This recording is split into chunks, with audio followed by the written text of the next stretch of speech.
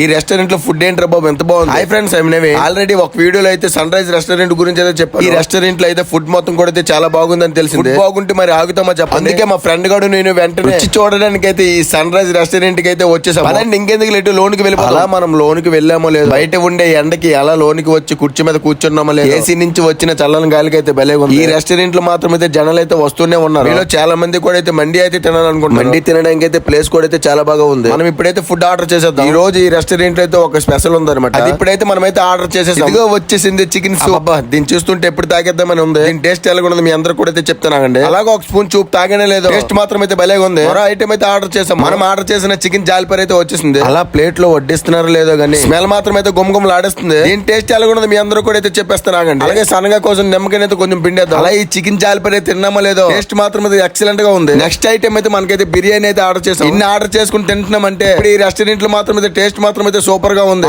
మాత్రం అయితే ఈ రెస్టారెంట్ లో టేస్ట్ మాత్రం అయితే సూపర్ గా ఉందని చెప్పారు. అలాగే మీలో చాలా మంది కూడా అయితే బర్త్డే సెలబ్రేషన్ చేసుకోవాలనుకుంటారు. మరి ఇంకెందుకు లేటు వచ్చేయండి మన సన్ రైజ్ రెస్టారెంట్ కి. అలాగే మనకు కావాల్సిన ఫ్లేవర్ తో మాక్టైల్ బార్ అయితే అలా తాగి ఇంటికైతే బయలుదేరితే వెళ్ళిపోతున్నాం. ఈ రెస్టారెంట్ అడ్రస్ అయితే మన టెక్ల కాంప్లెక్స్ ఎదురుగా ఈ సన్ రైజ్ రెస్టారెంట్ అయితే ఉంటది. మీలో చాలా మంది కూడా ఇప్పుడు ఈ రెస్టారెంట్ కి ఎంత మంది అయితే వెళ్ళారో ఒకసారి అయితే కామెంట్ చేసండి.